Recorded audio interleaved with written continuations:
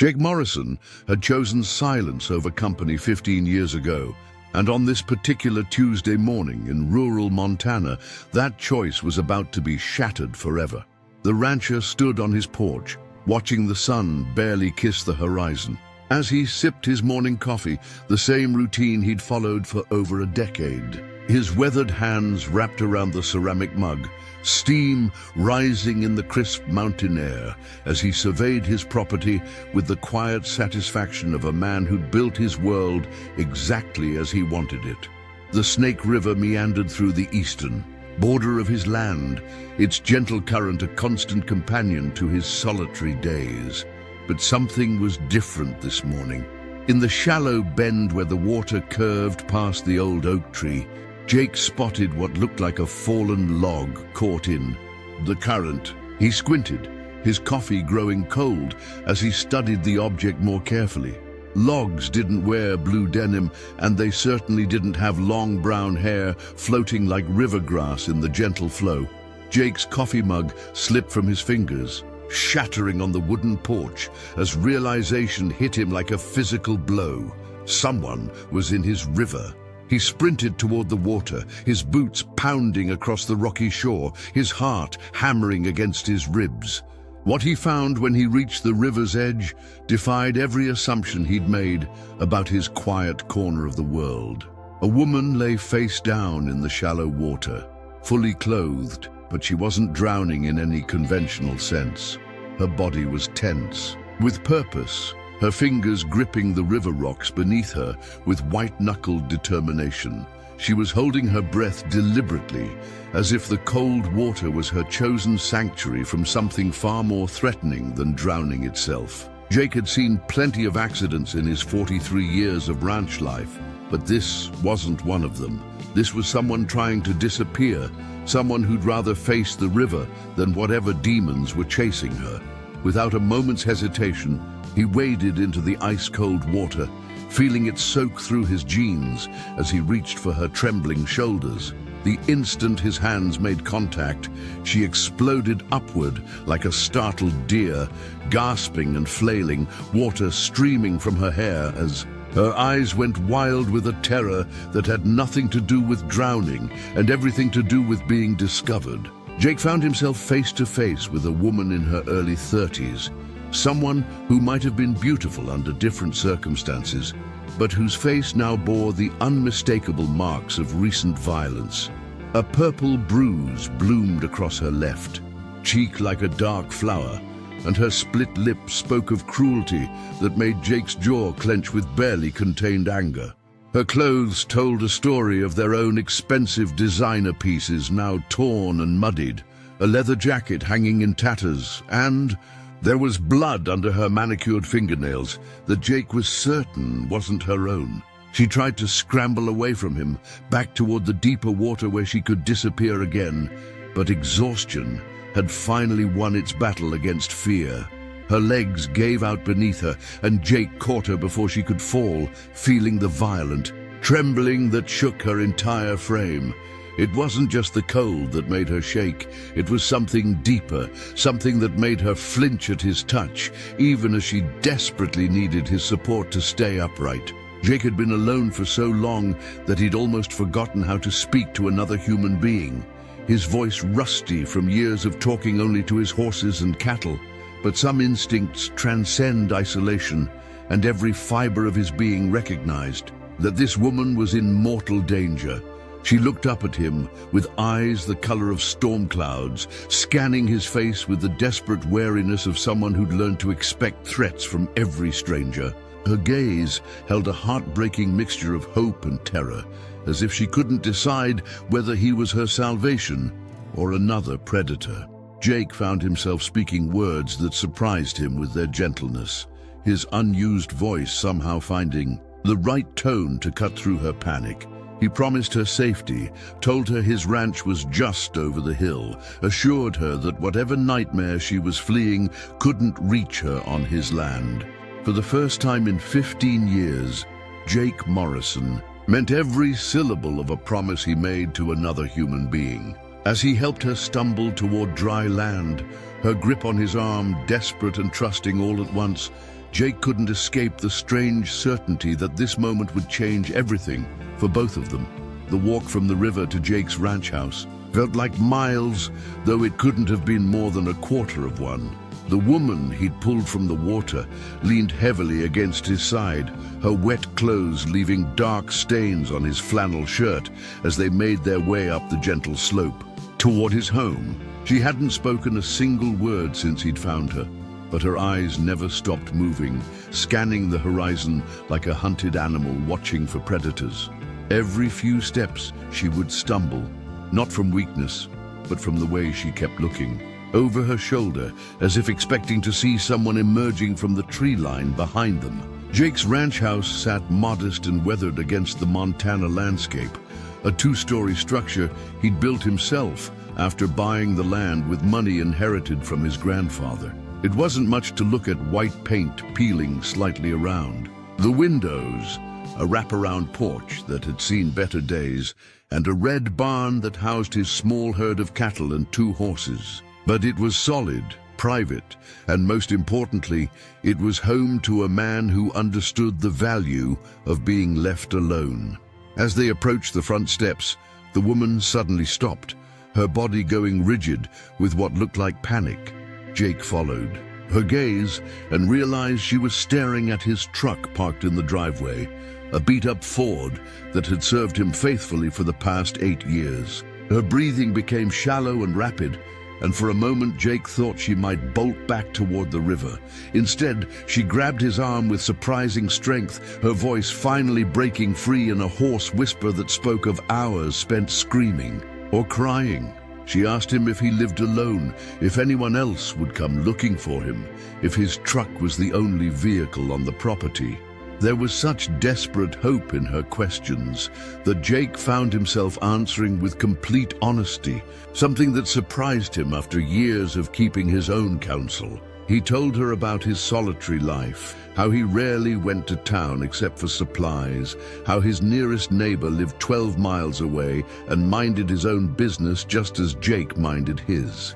He watched relief flood her features as she processed this information, her shoulders sagging as if she'd been carrying the weight of the world and had just been told she could set it down, at least temporarily. Inside the house, Jake's living room reflected the life of a man who'd stopped caring about appearances long ago. Functional furniture arranged around a stone fireplace, books stacked on every available surface, and the kind of comfortable disorder that comes from having no one to impress. He settled her on his leather couch, noting how she chose the corner seat that gave her a clear view of both the front door and the window facing the driveway. Even in her exhausted state, she was thinking tactically, and that told Jake more about her situation than any explanation might have. He brought her dry clothes from his closet, items that would be far too large, but at least would be warm and clean. While she changed in his bedroom, Jake found himself pacing his kitchen, trying to process what had just walked into his carefully ordered world. The woman emerged wearing his old University of Montana sweatshirt and a pair of his jeans cinched tight with a belt, her wet hair combed back with her fingers. She looked impossibly young and vulnerable, swimming in his oversized clothes, but her eyes held an alertness that spoke of hard-won survival instincts. Jake made coffee, the ritual giving his hands something to do while his mind raced with questions he wasn't sure he should ask. When he handed her the steaming mug, their fingers brushed briefly, and he felt her flinch at the contact before forcing herself to remain still. She wrapped both hands around the ceramic warmth, inhaling the steam as if it were the first good thing she'd experienced in weeks. They sat in silence for what felt like hours, but was probably only minutes. The weight of unspoken questions filling the space between them. Finally she spoke, her voice stronger now, but still carrying traces of the fear that had nearly drowned her in the river. She told him her name was Sarah, though something in the way she said it suggested it might not be entirely true. She thanked him for saving her life, for bringing her somewhere safe, for not asking the questions that were clearly burning in his eyes. Jake found himself studying her face as she spoke, noting the way she held herself ready to run at a moment's notice, the way her eyes constantly flicked toward the exits, the careful way she positioned herself so nothing could approach her from behind. This was a woman who'd learned to survive in a world that had tried to break her, and somehow that recognition stirred something in Jake that had been dormant for 15 years. Maybe it was because he understood what it meant to build walls against the world. Or maybe it was simply that her courage, in the face of whatever terror she was fleeing, reminded him of strength he'd once possessed himself. Whatever the reason, Jake Morrison found himself making another promise that surprised him with its sincerity. He told Sarah she could stay as long as she needed, that his ranch would be her sanctuary, and that whatever devils were chasing her would have to go through him first. 3 days passed before Sarah finally told Jake the truth about why she'd been hiding in his river. The morning sun streamed through the kitchen window as she sat across from him at his old wooden table, her hands wrapped around her third cup of coffee. She'd been eating better, sleeping in his guest room, and the bruises on her face had started to fade from purple to yellow, but the wariness in her storm-gray eyes remained as sharp as ever. Jake had given her space, asked no questions, and simply let her exist in the quiet safety of his ranch. He'd continued his daily routines, feeding the cattle, checking the fences, maintaining the equipment. The only difference was that now he found himself hurrying through his chores, eager to return to the house where Sarah waited with a book in her lap and a question about ranch life on her lips. She'd been observing everything, the way he handled his animals with patient kindness, how he fixed things instead of replacing them, the careful way he moved through his world, disturbing nothing unnecessarily. Jake sensed she was studying him, trying to determine if the safety he offered was real or just another trap disguised as kindness. On this particular morning, Sarah set down her coffee cup with deliberate precision and looked directly into Jake's eyes. Her voice was steady but quiet as she began to speak. She told him her real name was Sarah Chen, and she was a financial analyst from Seattle. 6 months ago, she'd discovered that her boss, Marcus Wheeler, was embezzling millions from their investment firm. The money was being funneled through shell companies to finance illegal arms deals. And when Sarah tried to report it through proper channels, she learned that Wheeler's corruption reached far deeper than she'd imagined. Police officers on his payroll, judges who owed him favors, federal agents who looked the other way in exchange for generous retirement funds. Sarah had been careful, collecting evidence for months before making her move. But Wheeler discovered her investigation 3 weeks ago. Men in expensive suits started following her. Her apartment was ransacked while she was at work. Her phone was tapped, her emails monitored, and her bank accounts frozen. The final warning came when she found her cat dead on her kitchen floor, its neck broken, with a note that simply read, "Stop digging or join him." She'd run that night with nothing but the clothes on her back and a flash drive containing enough evidence to bring down Wheeler's entire network. For 2 weeks, she'd been moving constantly, sleeping in different motels, paying cash for everything, trying to stay ahead of the men hunting her. But they were professionals, and she was just a woman who understood spreadsheets better than survival. The night before Jake found her, they'd cornered her at a truck stop in Billings. She'd barely escaped, stealing a car in her desperation and driving until she ran out of gas near Jake's property.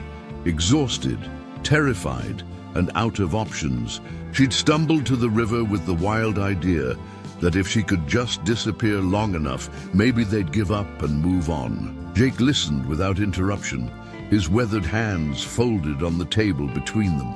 When Sarah finished speaking, silence filled the kitchen like morning fog. Finally, Jake asked the question that mattered most. He wanted to know about the flash drive, where it was, and what exactly it contained.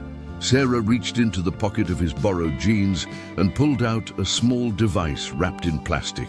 She'd kept it with her even in the river, understanding that this tiny piece of technology was both her death sentence and her only hope for justice. The drive contained financial records, encrypted communications, wire transfer documentation, and video evidence of Wheeler conducting business with known arms dealers. It was enough to put him away for life, but only if it reached the right people, people who weren't already in Wheeler's pocket.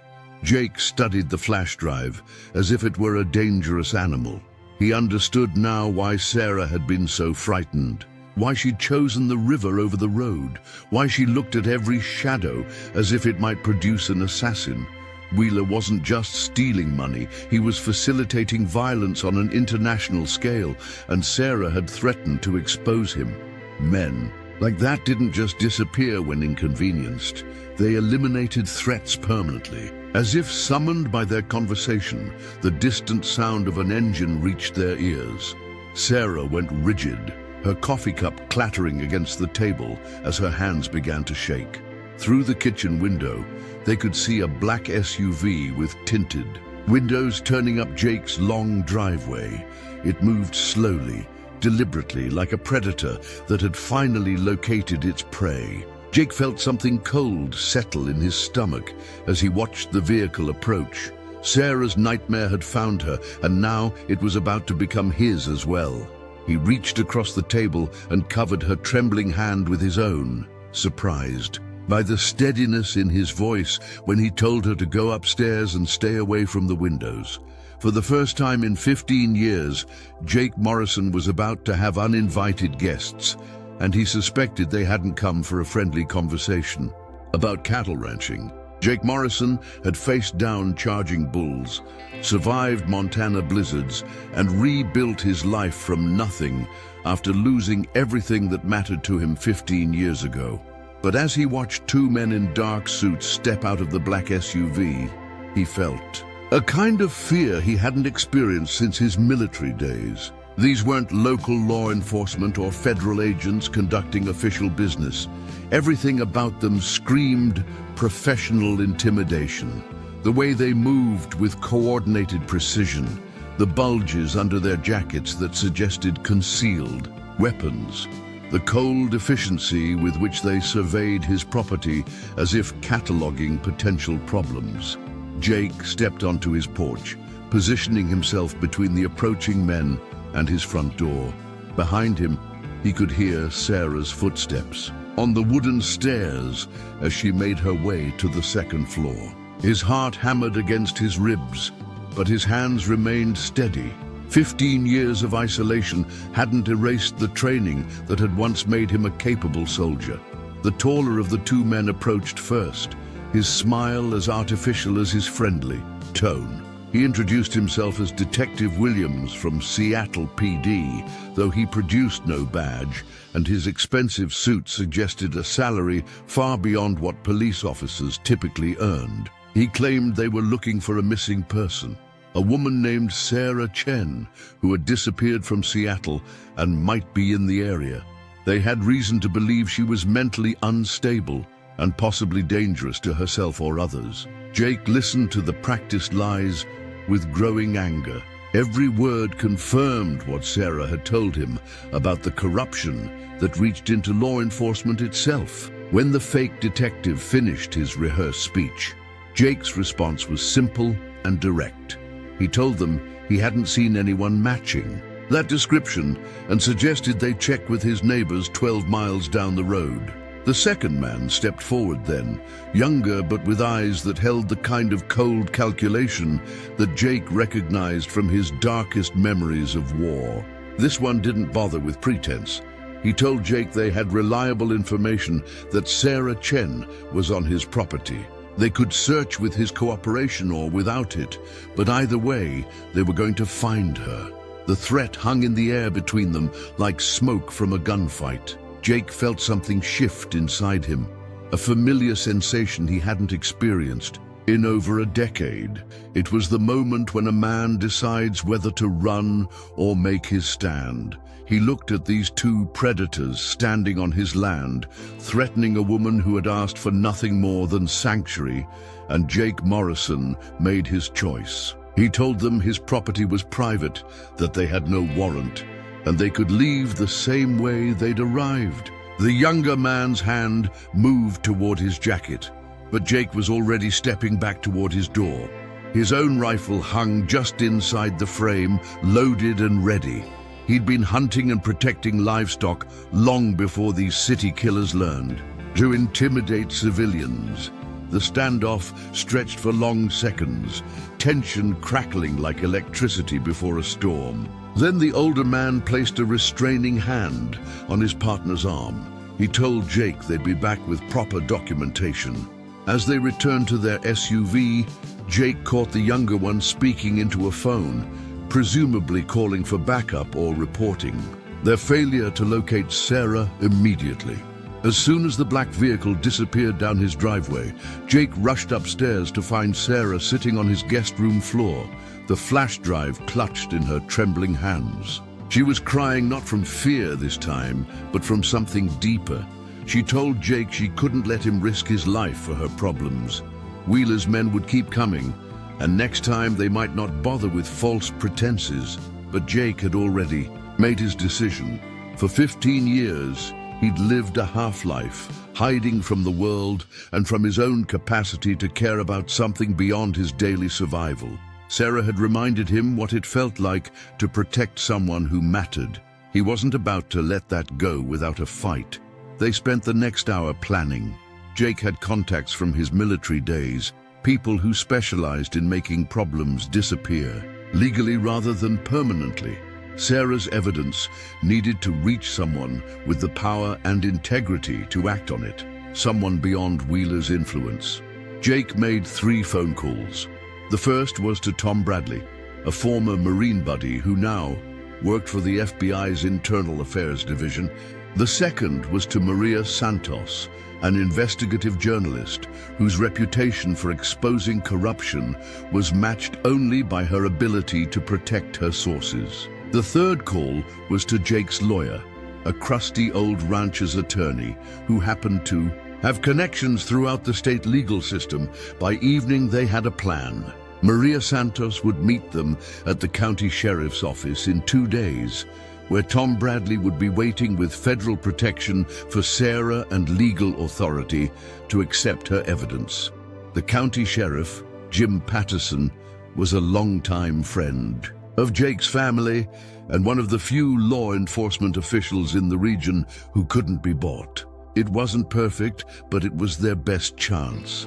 As Sarah finally fell asleep that night, the flash drive secured in Jake's gun safe, she thanked him for giving her something she'd almost forgotten existed: hope.